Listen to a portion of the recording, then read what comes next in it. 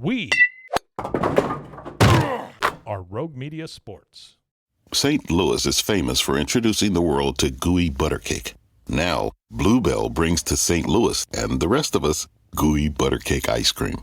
A rich combination of cake batter ice cream, a luscious cream cheese swirl, and gooey butter cake pieces. Your taste buds will agree. It's the gateway to the best. Available in pints and half gallons. Look for Bluebell ice cream at your favorite grocer. If you can't find it, ask for it. Whether you're a diehard sports fan, a hopeless romantic, or a comedy aficionado, the Xfinity 10G network was made for streaming it all. Worry less about buffering when streaming your favorite shows, movies, or live sports, and enjoy a better way to watch. Xfinity gives you a reliable connection for streaming, plus all the entertainment you love all in one place. Fear not, because now you can finally sit back, relax, and stream your favorite entertainment and sports like never before with the Xfinity 10G network. It is the Doomsday Podcast, and very exciting time for Cowboys fans. A lot of you have been on Twitter wondering what it is Ed and I are going to say today, and 43-3. Now that is a response. And that is the response that makes you think that last week truly was an aberration, maybe a fluke, whatever you want to call it. And that seemed to be the theme after the game today. I am just arriving back in the Frito Nation studios. I was at the game, got to work the post game and interact with Mike McCarthy and CeeDee Lamb as well as Dak Prescott. So we'll be talking about all of that. We may even have a little bit of that for you. But it is. I do want to let you know, Ed had a family emergency, and the good news is his granddaughter, 18-month-old granddaughter, she's at a hospital in Denver and just going through some things, but everything's going to be okay. But it was a scare, and Ed made his way to Colorado, where his grandchildren live with his son and daughter-in-law. And so our thoughts go out to Ed. I was able to talk to him, and they are just really grateful for the doctors and nurses and everybody that's been involved, and everything is going to be okay. So that, again, is the great news. And Ed, who had been out at the Star covering the team all week, preparing for this game, he will be back on the beat next week for the Kansas City game. So we'll have him back on Doomsday. And also, I think Ed would want to pass along, we're grateful that Todd Archer jumped in and was able to kind of handle the TV work. And it was great to see Todd out there today as part of that Cowboy celebration. So you'll hear from me. You'll hear the grades from Glenn Stretch Smith here in a little bit. And you may hear Frito. You may hear Mark Frito Friedman himself weighing in a little bit on this game, and I'm hoping Frito maybe watched a little bit of the game. Something tells me he did, but Frito's a longtime radio host, so he'll be ready to go. Frito, if you would, sir, please play the music.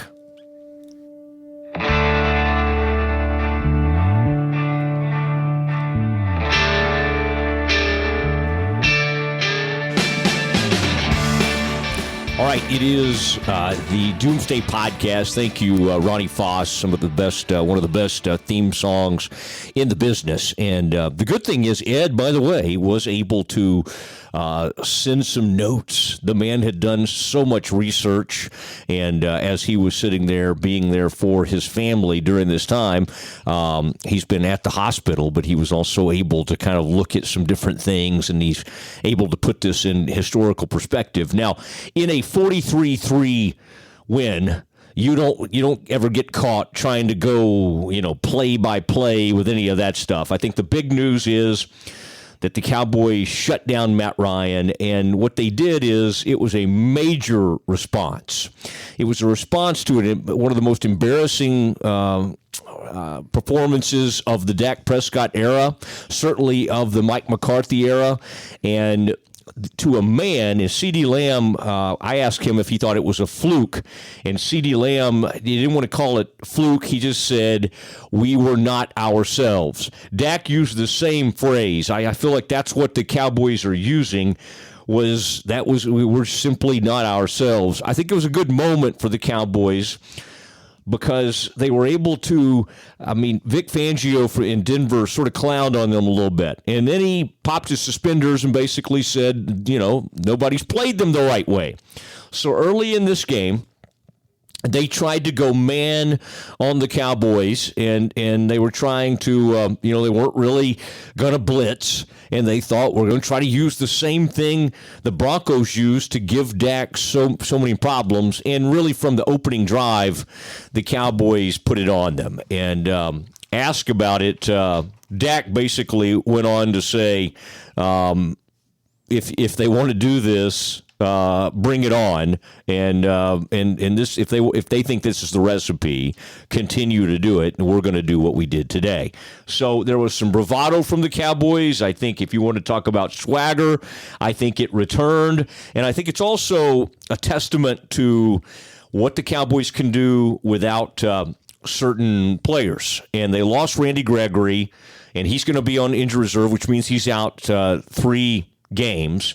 And Dorrance Armstrong, Dorrance Armstrong is a guy that was just kind of a middle round type pick several years ago from Kansas. Has kind of hung around, decent player, and yet there he was blowing plays up, arriving for a sack today, and then had the right before the half, the big block punt. And I think Dorrance Armstrong is a decent pass rusher, a quality depth guy, but I don't think I've thought of him as such an athletic guy that he's going to go flying through the air to block a punt.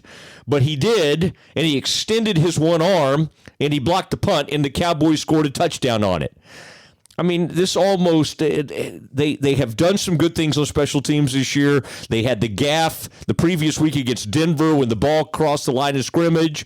It all worked out. And Frito, how funny was that Nahshon Wright, the rookie and the one responsible for touching that ball that he wasn't supposed to touch when Denver recovered it, and what may have given the Cowboys some momentum last week, was the man who recovered it in the end zone. I would say, Frito, that... That was I thought that game was already over, but that whole sequence at the end of the half, plus you had a head coach in Mike McCarthy who, unlike some past games, Frito, you had to be kind of excited. Now, maybe he needs to have a big lead before he kind of understands game management, but he was calling those timeouts, reserving enough time for the Cowboys, and, man, they were laying it on thick at the end of the game, and that's how they ended up. And the other thing was, how about going for 2? It was not enough to be up, we'll go up 35-3. No, let's go up 36-3 Now, that was after a penalty, though. What's that? Oh, that they were a little closer? Yeah, they kicked the extra point, then took the point off the board. And when they moved the ball closer, they decided to go for 2, which was a good decision. Mm-hmm. Completely agree with that. But does it perhaps break some unwritten code of sportsmanship that was talked about by Lincoln Riley yesterday? My Baylor Bears, by the way, hats off to them for a huge win over and kicked a field goal there at the end of the game because they needed the outcome to be a little more for a possible tiebreaker, 27-14 over the Oklahoma Sooners. So that was a big moment for the Bears. Now, I would just say in this game, if you want to talk about a couple of plays, I thought, Frito, we saw CeeDee Lamb get back to who he is. I think he and Amari Cooper came out this week and said that he was banged up, he wasn't himself, and that CeeDee Lamb wasn't himself either. And CeeDee Lamb was all over the field. There was one, they went for it a couple of times on 4th down. This coach loves going for 4th down. We're seeing it more in college. We're seeing it more in the NFL.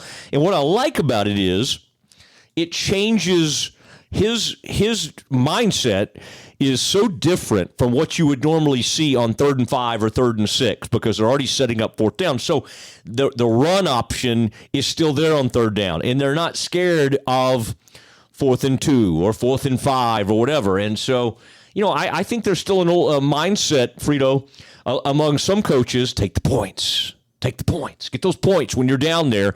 And I think the Cowboys feel good about their goal line plays. And today it worked out beautifully. And 2 passes were caught. One of those was a 4th down play by CeeDee Lamb. And I would say the second one, I believe it was, Frito, that was a make it rain type throw where Dak just he had the rush coming at him, and that was a high ball that he floated in there. But this is what you do to an inferior opponent. I don't have my flip chart with me. I just came from the game. I should have that. But one of the guys was Fabian Moreau. I think we used to see him when he was with the Redskins. And then they had a rookie, number 35, that was running around for them. They were the rookie was from 5th round pick out of Boise State, by the way. They were in a bad place.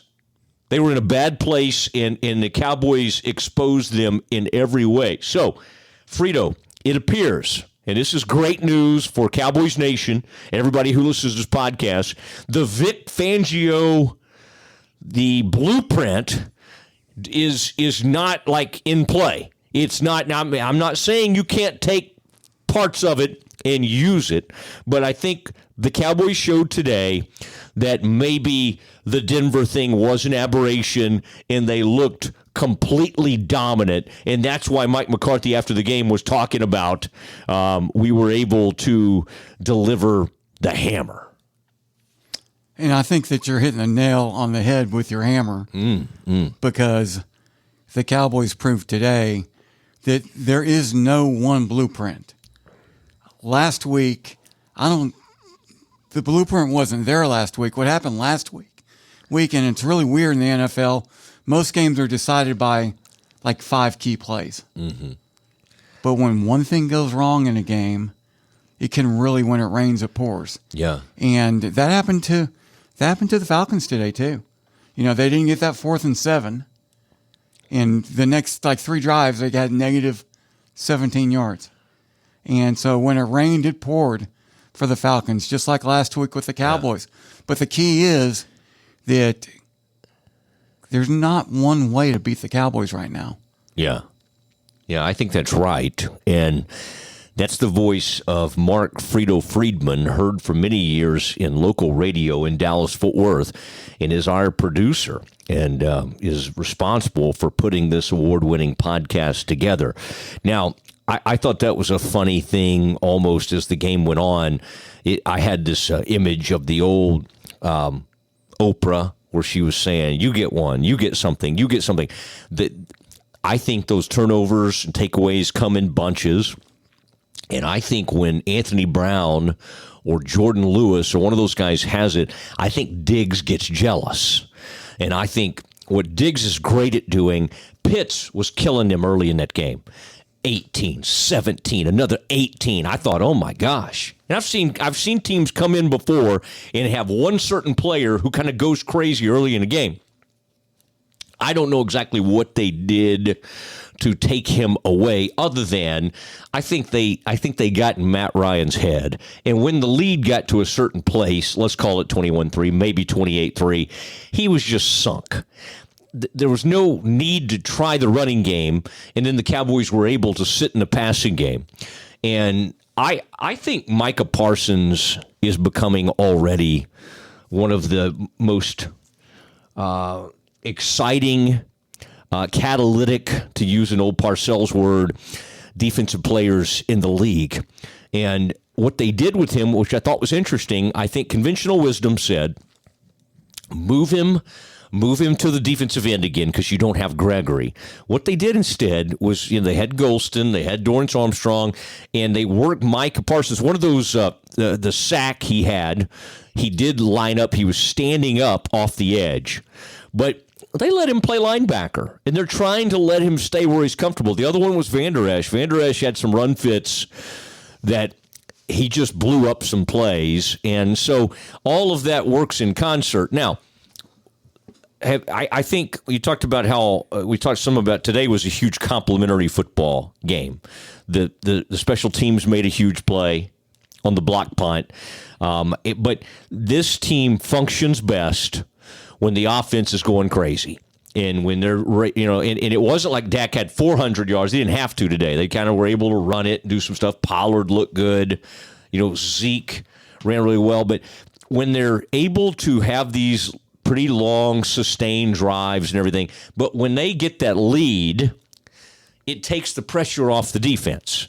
And the defense actually just goes and has fun. Now, I thought early in the game, a big part of this was, and they, 7-3, we thought we might have a game on our hands. Jordan Lewis, think about, Frito, some of these guys we've kind of written off over the years. I think we keep, after even last year, thinking, well, somebody's going to replace Anthony Brown. Somebody's going to replace Jordan Lewis. They're nice players. They're okay. They're serviceable. But somebody's going to come along. So that's why they drafted Kelvin Joseph in the second round, Nashawn Wright in the third round. And yet here those guys are making plays. And Frito, the Anthony Brown interception was kind of Diggs-like in the fact that was a tip, grab that thing with one arm kind of situation. There was another play early in the game. You brought up the 4th and 7. That's when Atlanta tried to go into number 14, that wide receiver. Now they used Patterson for everything, but this was another player, and they just blew that play up. The ball was delivered where it needed to be, and the Cowboys were hitting like crazy. So I thought Jordan Lewis, I thought he was on pace at one point to have like 6 or 7 PBUs. He was breaking up everything. I thought the line played extremely well. They were playing some games, but think about that, Frito. Past teams, when they lose a Gregory, when they lose a DeMarcus, or lose like a starting defensive back or anybody, a safety, they kind of wilt. This team doesn't do that. And today, they made a team one-dimensional, and then they just put them out of their misery. And the thing you got to love about it, I think Cowboys fans have to love about that game, they didn't get disinterested. There are times, and it's human nature, that you get way up and you let a team at least get a couple of touchdowns and come back in this thing. They kind of stayed engaged, and then I did like, Frito, I thought you would find this funny too, the McCarthy, somebody teed him up. I'm trying to think who, might have been my buddy Calvin Watkins, but basically kind of like, hey, was that, or no, it was Clarence Hill. Was that kind of why you wanted the 2-minute offense, what seemed like a meaningless thing at the end of that game? No. Hey, if you're down 30-0 or whatever it was, you get your quarterback out of the game.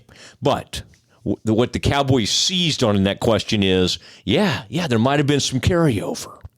Now, I think when you lose 30-16, there's no carryover. They got their tails kicked. But I think they wanted to embrace this thought that we were able to kind of do some things. Now, I think there were some tremendous performances all the way around, but the thing is, also, this was a big day, and that was one of the things, Frito, that I asked Mike McCarthy about Dan Quinn and what this performance meant to him. Here's a little bit of that. What does it say about your defense to lose Gregory and then go out there and have that type of performance? I think it says a lot, and I think it's really the path that we've been on. We've been playing a lot of different players, particularly young players, throughout the season, and so this week was no different. We just, we didn't change the plan, and the timing of Randy's injury was Wednesday, so there was definitely time to adjust. But I think the point I'm making is it shows the confidence that we have in our players, in our defensive front there, just to go next man up and keep rolling. Was it extra sweet for Dan, do you think? I think that's obvious. It's human nature. We were all very happy for Dan and the guys that obviously were in Atlanta last year. So I think it's natural goes on in this league, and obviously very happy for Dan. All right, there is, and that was in that post-game news conference there, and basically asking if it made it special. I think Mike McCarthy felt great for him, and it did turn out that he gave him the game ball. And I don't know that the Cowboys, they didn't make it all about that this week. They were just angry about what happened, but it was definitely a theme. I think it was a theme, and I think what happens is once a game's over like that, you realize how important it was to certain people. And he talked after the game about how he still has great friends and has a lot of people that he loves in their organization. And by the way, he led them to a Super Bowl. Now, of course, that was that 28-3 lead that they blew, and he'll always be remembered for that, sadly. But here is a guy, Frito, you talk about being able to rehab your image. Who would have thought after he got bounced out of Atlanta after 5 games last season, one of those which was a huge blown lead to the Dallas Cowboys in a game last year, who would have thought he would have been in this position? And in fact, with performances like that, both he and Kellen Moore may have opportunities to be a head coach again. But I mean, I think they did want to play for him, and I think it was very special, and I think that it's pretty nice when you have some credibility for a defensive coordinator. Now, what has Mike McCarthy done to deserve credit this season? Some would say nothing. I think our man Stretch, who will be on with us here in a little bit, would lean that direction. I would just say owning the fact that you're wrong, going in and hiring a strong defensive coordinator, and kind of, I mean, I think McCarthy has acquitted himself well. And here's the other thing that I can say good about him. I think when you have a clunker and you go out and embarrass yourself, you've got to get everybody focused and get them back going again. And they apparently did not have great practices last week, and they turned that around. Well, the head coach has to set the tone. So is he the most outgoing? Is he the funniest guy? Is he a Pete Carroll as far as energy? No. He's an old Pittsburgh kind of guy who has kind of a rough exterior. I'm just saying the team seems to be playing with toughness right now, and I think that reflects who this head coach is. Do we have our man now? Oh, it is time for Stretch Plays. Glenn Stretch Smith with his grades. And Stretch, the folks out there were active today on Twitter. They were excited. You know, some people kind of like it when you get angry about things. But today was such a lopsided win for the Cowboys, 43-3, and it happened in a hurry. So let's we'll deal mostly with what happened in that first half. But let's start with the offense. Stretch, and it's Glenn Stretch Smith, former Cowboys scout and coach, joining us every week if you're new to the podcast. Stretch, what the Cowboys were able to accomplish today, it looked so far different from what they looked like last week against Denver. What stood out to you the most about why they were able to function so much better? Well, I mean, I think anytime you can control the line of scrimmage, and I'm not saying that means that you go bloody their nose, knocking them off the football, those kind of things. I'm talking about how you the angles that you take. I'm talking about how you pick up guys in protection. I'm even talking somewhat about how you block the perimeter on certain schemes and certain things that you like to do. I thought that Dallas kind of recharged their battery. I thought you saw them come out with a real sense of urgency, taking that first drive right down the field and scoring. Now, I had a little concern in there that, again, there'll be one or two throws a game that Dak will make. And he mentioned last week about not setting his feet. And I think some of that has some validity to it. But today, he made a couple of really poor reads early in that first drive, and then he makes some unbelievable throws to get the touchdown to CD. So I just think that the thing that mostly just kind of was really loud in watching the game was that they controlled how they blocked the line of scrimmage, and they controlled the fact that they handled what they were seeing from a pressure standpoint. You got to remember now, Dean Pease is the defensive coordinator in Atlanta. He's the guy who really pretty much took over for Ryan in Baltimore, and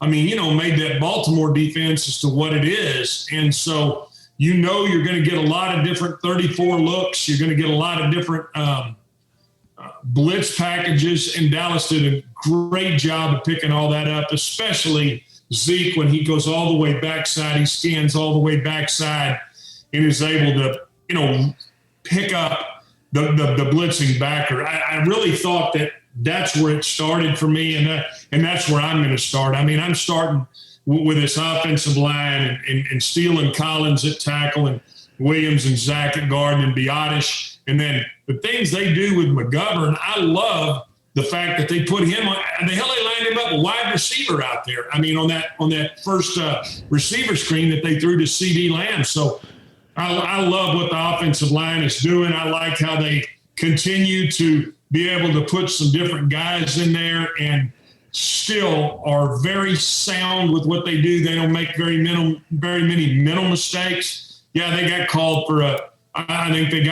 chop block. I thought that was a terrible call. And then, you're going to get some calls in there, a couple of holding calls. But all in all, the offensive line, and I'm putting Connor McGovern in there with it because of what he did. I'm giving that group an A. Ooh, an A for the O-line will include McGovern, who lined up at tailback at one point, fullback, and then also out wide at times. We might want to include him in the wide receivers as well. It was good to see Gallup back. I thought CD, obviously he wasn't himself last week, was kind of banged up. And some great routes. The touchdown I think you were talking about, Stretch. That's a really, isn't that, number 35 for them, that rookie, and then also Moreau. They had some guys that were just outclassed today. That little stutter where he kind of makes the guy think he's going to go in, so the guy's trying to play like inside leverage, and he flips those hips and goes out. I kind of sense that CD does that about as well as anybody right now. Well, and when you see Amari Cooper, he does the same thing. They're really... This group really runs good routes, and I'm saying they get off the ball, and then not only do they turn it on when they know it's time to turn it on, but you talked about Gallup. He broke off that double post when he saw his quarterback in trouble and got to the sideline over there for that throw. Now, I know it's his first game back. I'm going to ding him a little bit for that drop on that slant. That's an easy catch. You got to make that catch. But when you see these guys block the perimeter, that's the thing that I really continue to go back to, because receivers, they get paid to catch the ball. They'll tell you that. They get paid to score touchdowns. But when you can block the perimeter the way they block the perimeter, and then they'll bring Cooper in motion and let him lead up in there sometimes when they run lead. They'll bring Noah Brown in motion, let him. You see Cedric doing the things he does. If it wasn't for the drop by Gallup, and I do ding guys when they make drops, I would have given them an A, but they're getting a B+. Quit dropping the ball. That's right. Quit dropping the ball. They're B+. B+ from Stretch on that. By the way, that play, that was one of my favorite Dak throws of the day, where he kind of was moving around there on that fourth down, and he planted, and he put that ball on Gallup. And, that's just, it was extremely accurate, and he looked like a different guy this week. Now, running back-wise, Pollard's become an excellent receiver. He's very dependable, seems to have good timing, knows how to hit those. And then around the goal line, Zeke with a couple of touchdowns has a real nose for it, and I would say. And by the way, let's include the quarterback. He had you don't want him to take too many shots, but he ran over one of their inside linebackers in this game. But what'd you think of the runners in this one? Well, again, these guys. What I love about the backs is that they really do a great job of playing with their eyes. And when I say play with their eyes. They absolutely understand defensively what's going on. They know where they're going to kind of feel the soft spots. They run into the soft part of the defense a lot, even on short yardage situations. I just think both of these backs got really good vision, and I really do. I love Zeke as a pass protector. I think he does a phenomenal job of protecting his quarterback. He takes as much pride in going and scanning backside and coming all the way across the protection, going backside to pick up the linebacker as he does scoring a touchdown down in there. I think he takes as much pride in that. And to me, as a coach and as a scout, somebody watches film, I love watching him play. I love what the running backs, how they play. I love how they run screens. I like all the things give him an A, Mosley. Oh, an A for the backs. And the receivers would have had one except for that drop by Gallup. I assume A for the quarterback. You saw a couple things, but does A sound okay for him? No, it doesn't sound all right, Mosley. And next time you want to grade the damn thing, I'll turn the grade sheet over to you and let you sit here and talk to it. No, I'm not giving him an A. I'm not giving him an A because I saw a couple of really bad reads. And when I'm talking about bad reads, it should have been a pick six right there early in the game on that slant. You can't throw that ball inside on that slant when that safety is bearing down. You got to do a better job with your eyes. He made some great throws, gauged some ground. I love how he scored a touchdown, but I'm not giving a guy an A when I know he should have had a pick six and getting a B+. But thanks for chiming in there, Mosley. Yeah, always good to be with you. I think that might have been Jalen Hawkins, the safety, closing in on that. The guy I was talking about earlier, by the way, Avery Williams, the rookie cornerback. They took great advantage of him. And then Fabian Moreau, the island of Moreau, they gave him some issues. Okay, Stretch, if we could go over on the defensive side. What a performance by those defensive backs. And you know how those things, I've heard you explain it as a coach, that those things are contagious. And I think when one of those guys gets one, the other guys get a little jealous. Give me one of those. And Matt Ryan was handing them out this evening. Yeah, and I mean, you like to see that. Here's the thing that I love about what I saw was that I see Diggs on the sideline, and he's over there with Harris, who's the defensive back coach, and he is working with those young defensive backs. He's talking to them about what he's seeing over there on the sidelines. Hey, look for this route concept. Look for that route concept. Look for this. I love that. It really reminds me, again, I don't like comparing guys, but it reminds me a lot of the things that Dion used to do when we would take him out of the game and he would still be so involved with what was going on. I mean, these defensive backs got their hands on so many footballs. I mean, Jordan Lewis had 2 or 3 breakups in a row right there. I mean, I think that young man has always been he's always done a good job. He just kind of lacks that real confidence. All of a sudden, like I've said before, not only is it contagious, but there's a confidence in this group and what they're doing. And there's also, when you saw that shot that Kazee gave to keep that ball, that seam out early in the game where they were going to have it 1st and goal down there. I mean, they're flying around Wilson. They're doing some things that are really good. I mean, you can only give that group an A. That's kind of the end of that. They're an A. Okay, an A from the harshest grader in the NFL, Glenn Stretch Smith. Curse is number 27. Saw him have a couple of hits. He's out there calling the plays, relaying the plays, I should say, as they come in. And that's, I think that's freed up the rookie Micah Parsons to do even more. Micah Parsons lining up at linebacker, also a couple times rushing right off the edge and making plays. I mean, Stretch, he continues to be, at times, he's just a one-man wrecking crew. And I mean, parts of the game, sometimes you'll see a guy like Jordan Lewis had several plays in a row there. Parsons will do the same thing. He is a problem for these opposing teams. Yeah, and the point you make is, as an offensive coordinator, you coming in here to play them, Eric Bieniemy next week, and that we know they've got the Chiefs. Right now you are game planning for Micah Parsons, and I'm saying you're specifically pointing out, hey, we gotta take care of this guy right here. I saw Van Der do some really good things. I saw these linebackers do some things that were really impressive. I'm going to give them an A, and that's to me, it's hard not to give them an A when they're that productive. You've got to go with what your eyes see, and I'm going to give the linebackers an A as well. I tell you, 43-3, and suddenly Stretch is handing out A's like they're candy. This is very uncharacteristic for him. Let's look at the defensive line. And obviously, Randy Gregory out. Dorrance Armstrong made a couple of big plays, even one on special teams. And then Stretch, the Golston, you'll see him flying around. Odigizua makes plays. They play. It's like they didn't even miss Gregory, and you don't expect something like that. Well, the only and I think I agree with you.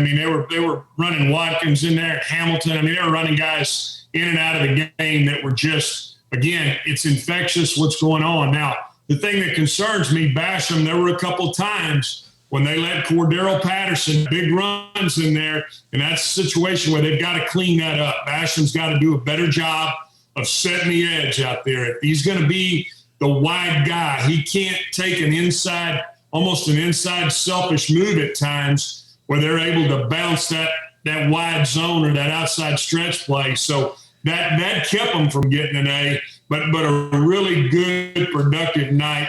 And I'm going to give that group a B+. B+ from Stretch, so kind of keeps that, and they'll continue to try to strive to make A's in Stretch's class. Now, Stretch, someone that you've been very volatile toward, and I think if you ask Mike McCarthy, Mike, who is your favorite coach you've ever had on your staff? I think his first, without missing a beat, he'd say John Fossil. That is my best friend in life and in coaching. Are you prepared to apologize to Fossil, or at least hand him a good grade tonight for that block punt? That was a thing of beauty.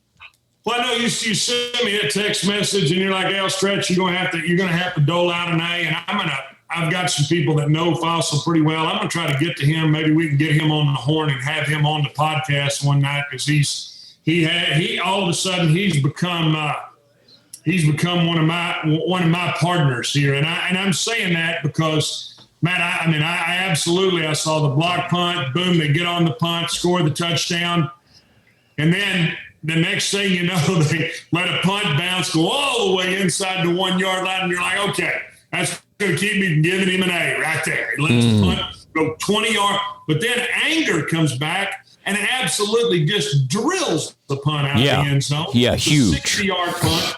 Got him all the way back. You saw a good one on the tackle. They got so many guys on this team. Noah Brown, Wilson, got so many guys on this team that are productive. And Bones Fossil, if you're listening, A+.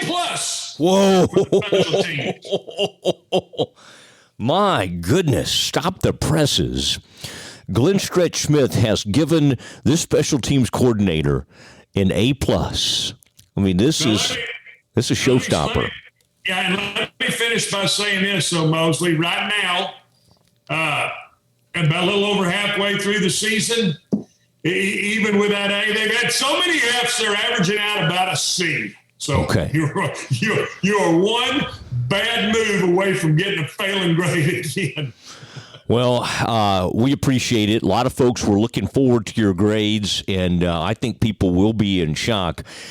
Stretch, I wanted to tell you about something. You're a guy who likes to grill occasionally. There's something I'm going to send you soon. It's called Goodness Steak Seasoning.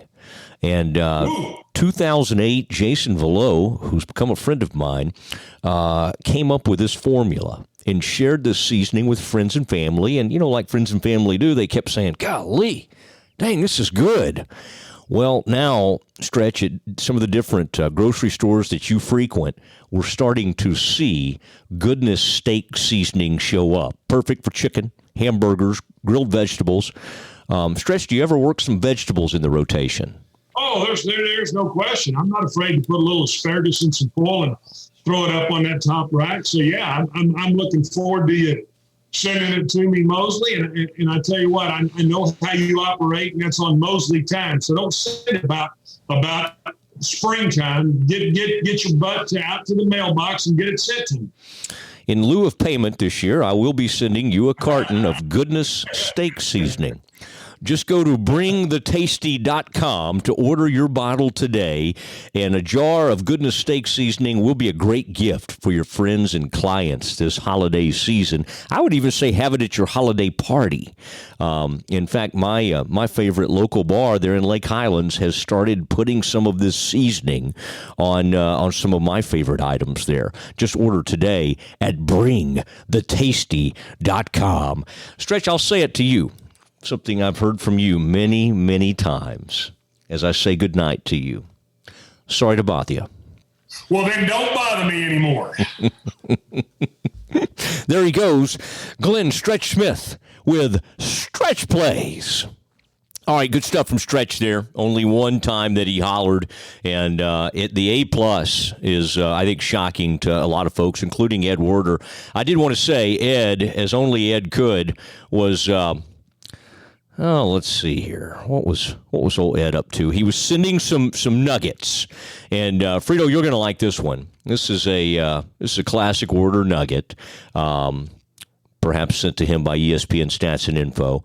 The Cowboys' 36 points are their most in the first half of a game since Week 6, 1980. See if you remember this game. Frito, against the 49ers, they scored 38 points in the opening half. 36 points is tied for the fourth most the Cowboys have scored in any half in franchise history, and fourth most in the first half of a game. All right, and the Frito, would you care to guess the most points in a half in Cowboys history? What do you think it was, and who do you think it is? I'll just help you a little bit. It was an NFC East opponent. So it's the Redskins. Okay, we don't say that anymore. No, back then it was. Oh, okay. Okay. And I don't know the points. Okay. It's not the Washington football team, formerly known as the Redskins. It is the Eagles, 1969, 42 points. 42 points in a half. Also, Ed dug this nugget up. 117 yards, the fewest Matt Ryan has thrown in any game in his career in which he had at least 10 pass attempts. So he probably got hurt at some point early in a game. Those don't count. If he had at least 10 pass attempts, that's the fewest amount. We've seen this happen over the years. Frito, I've even seen it with Matt Ryan. We've seen like Cleveland Browns quarterbacks. Maybe it was like Whedon one time. We've seen some of these backups come in here and have awful days. But Matt Ryan is a legitimate quarterback who almost won a Super Bowl and he's been pretty prolific over the years. And early on, he's hitting Pitts. Boom, Pitts. I'm like, I can't guard him. He's number 8. And the rest of the game. I mean, this is a weird team.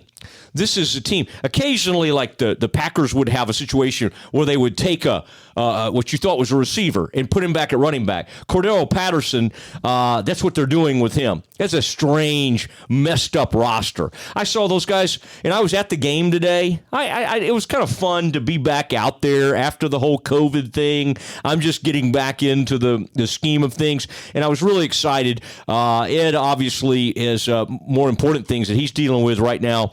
But it was exciting to be out there. But I'll tell you, Frito, as I made my way to the interview rooms, What a sad bunch of Falcons. One of the great things, and you've been to a lot of these games, is your interactions with you kind of, you get to see people when they're raw right after a game, and you're kind of thinking, and we've seen people angry after, or I've even had like Jay Ratliff threaten me after a game. You too? Huh? Oh yeah. Ratliff was known to do that, and I think I responded one day. No, I'll tell you who. Now this was in the Cowboys practice facility. Tank. Remember when they had a guy named Tank? Yep. That came over, played defensive tackle from the Bears, and had mental one issues. Time I went up to visit with him, and I don't know if we ever confirmed that, but I went up to visit with him, and he just responded with a F you.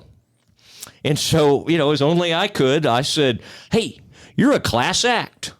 And so he kind of got up, and I always felt like there was enough people in there in a locker room to protect. You felt protected? Protect me. Like everyone had your back? In a sense like that.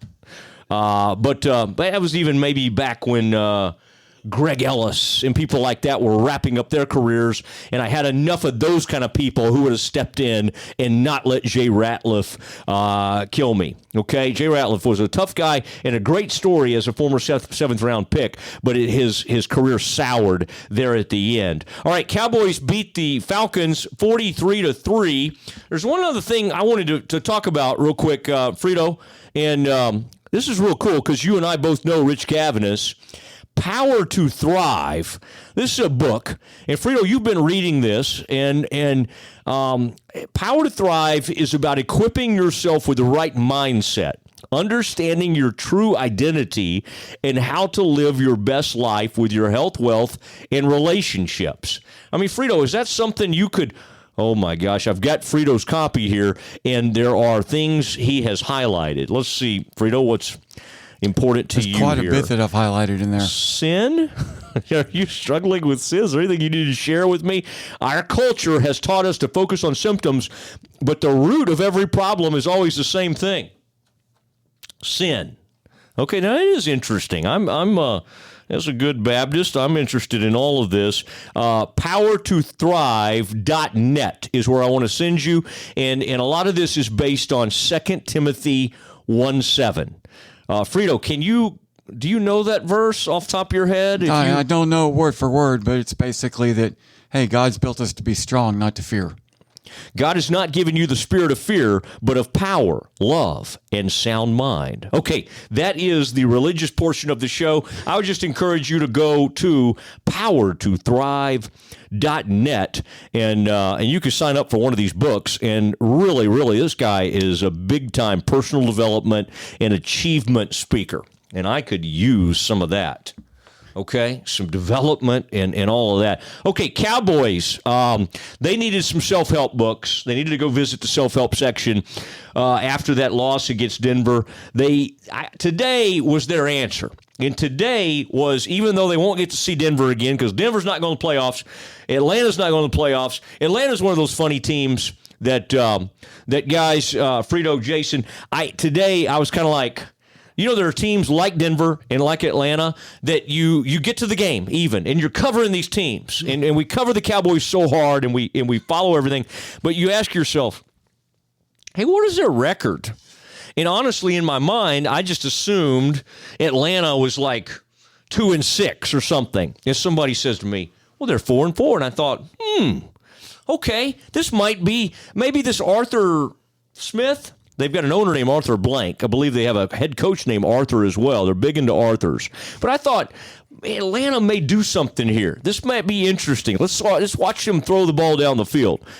They didn't get it done. And then they get like dump trucked by a quarterback. Now, I know people were a little concerned about seeing Dak late in that third quarter when the Cowboys decided they wanted to get one. Am I shorting them on points, by the way? Have I been saying 43-3? I think I have. But they got that one touchdown, and part of that was like Baylor. They wanted that, if there's any kind of tiebreaker later in the season, they wanted to go ahead and put one of those in. They kept their starters in then and used all their timeouts. No, now don't get on Dave Aranda for that. That was a very smart play by him, and Lincoln Riley has been whining about that. But I thought that was good, though. You get Dak out of there. The week before, they had that nonsense about, let's try the I can't believe somebody asked about, oh, did that carry over? Whatever. They can say it did, and that's fine. But this was their chance today. This game was about, can we prove that that's not who we were? And every comment to a man today, that's what they kept coming back to. That's not what, that's not who we are. That's not indicative of who we are. And I also think this is happening with the Cowboys. Fourth down has become such a huge opportunity. Now, when you have a coach, I would say that Belichick started some of this. I would say Bruce Arians over the years. Pagano had a little fourth down in him. This head coach has decided, the analytics say, do this, even when you're on your own side sometimes. And it makes sense, and it fuels your offense and the excitement it gives you, and it fuels them to the point. Today, you had one play where on fourth down, the quarterback rolls out to the left, and I'm watching this unfold. I'm up in the press box. I've got all my carving station, had some shrimp at halftime. All that was great. But they roll out to the left, and I'm thinking, well, just run for it. It's whatever it was, 4th and 4, whatever. Just you're right there. You've got plenty of room. Just run for that first down. Dak is so confident in his arm that he planted and he put one on Gallup about 20 yards downfield and made the play. Also good to have Gallup back. Ced Wilson's been great.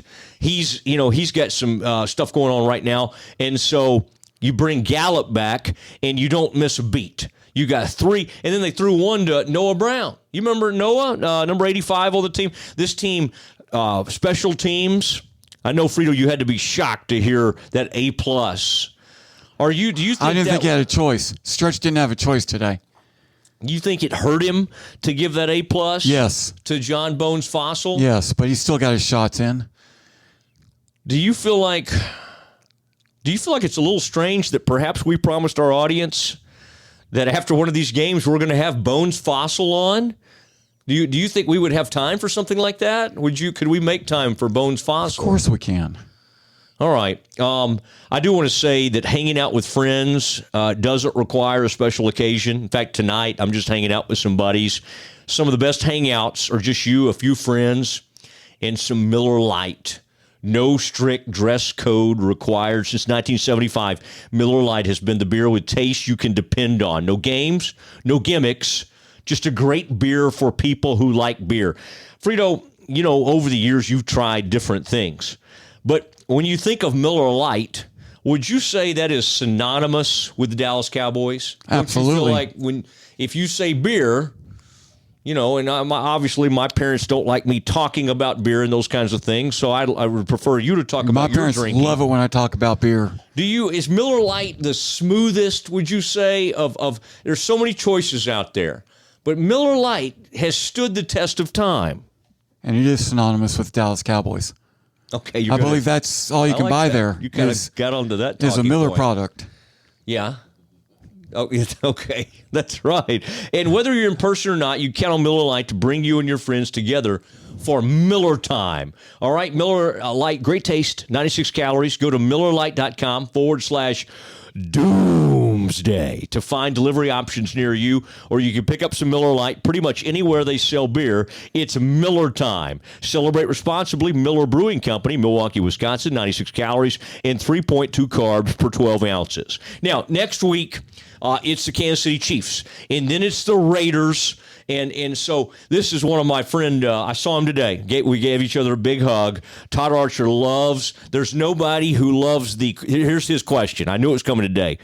What do y'all feel about three games in whatever it is, 11 days, or 3 games in 12 days? That's the classic Archer question, and it is interesting when you go boom, boom, boom with those matchups in a row. Now, what are the Cowboys going to see in Kansas City? Are they going to see the flawed Patrick Mahomes, or are they going to see a Mahomes who's going to get it going again? I would say the toughest thing for the Cowboys is they don't have their grade A pass rushers, but Micah Parsons can line up and help you. Dorrance Armstrong, this is going to be a way tougher challenge, especially at Arrowhead, than the Falcons was today. We know that. Frito, could you see this as a game that you and I take a road trip? Now, you used to talk about road trips we might take. I am all over that road trip. But you wanted to take it in separate cars. Yes. But I think you would be okay. Time out real quick. Do you remember that trip to Florida? To Miami, the Super Bowl? Yeah, where I drove you to a Super Bowl party. Uh-huh. By the time we got to the location of the party, you said, you know what, I don't really feel like going. I'll drive back to Fort Lauderdale with you. And I said, nope, you can come back to Fort Lauderdale, but you're not doing it with me. Oh, man. I think somehow, what did we do to catch a ride? I was with Ian Fitzsimmons, and that was Under Armour, with the CEO and founder of Under Armour, somebody named Plank. Kevin Plank. Yeah, that was at his place. I tell you. And the whole trip there, Mosley is saying, man, I'm so hungry. You're just complaining the entire time. Yeah. Well, I used to be like that. Yeah, you used to. But I've been not anymore. Yeah, no, I don't complain. I don't really complain that much anymore. Okay, Dak Prescott. Just closing notes here: 24-31, 296 passing yards, 2 touchdowns, passing touchdown in 6 straight games. That's 2 passing touchdowns in 6 straight games, tied with Romo and the great Danny White for 3rd longest streak in franchise history. Now, I don't want to pretend I looked that up because Ed Werder was kind enough to be, he wanted to be involved, and he was sending me some information and all of that. So it was great to have Ed involved, even though we didn't get to hear Ed's voice. Ed will be covering Kansas City. What time is that game? He said something to me like that was 4:30 Mountain Time. What does that make it for? Because I will make the commitment to you right now. 3:30, yeah. If you can get us into that game, I will drive us. If I can get us credentialed, you'll drive us to Kansas City. How far is that? Is that about 10 hours or something? It's less. It's a day drive. It's not that big of a deal. Are we going to do it on your motorcycle? It's Mosley and Frito on the motorcycle. That's such a great. It's such a great place to watch a game. Well, 2 guys who had life-changing situations. Frito and I were able to do the podcast tonight without Ed Werder. We missed Ed. And again, our prayers go to Ed, who was handling a medical situation with his 18-month-old granddaughter. And it looks like she's going to be fine. And so we got some great reports from there. But he, as a good granddad would do, he immediately dropped everything and went to Colorado to be by her side. So our thoughts to Ed and the entire Werder family, and we are just sending our thoughts and prayers to them. Frito, is there anything that we didn't cover? I mean, I like that, I had a chance to talk to our friend Colin Cowherd earlier tonight, and he started going down that schedule, and it becomes kind of easy to see the scenario where the Cowboys are the number 1 seed in the NFC playoffs. Does that resonate with you, or are we getting ahead of ourselves? We're getting a little bit ahead of ourselves, but there's a game against Arizona that could be a huge game for the Cowboys. In that home field advantage, and I think that home field advantage is so important right now because you get that week off. I think it is. Give everybody a chance to go to Cabo, spend some time. No, it's going to be it's good. It's a good Cowboys team, and this thing is headed in the right direction. I did not want them to follow that mess up, that 30-16 loss, with another bad outing. They look good against Atlanta. I think everybody can feel good again. A lot of great things happened over the weekend. Baylor beats Oklahoma. Kansas beats University of Texas, and the Dallas Cowboys take down the Falcons in convincing fashion, 43-3, and all of those were excellent outcomes, except for our friends out there who are Longhorns. My prayers are with you guys as well. All right, for Frito Friedman, Jason Velo, the owner of Goodness Steak Seasoning, and also a big-time businessman here in the area. We appreciate everybody who's been a part of this one. We say good night from far north Dallas. Good night, everybody.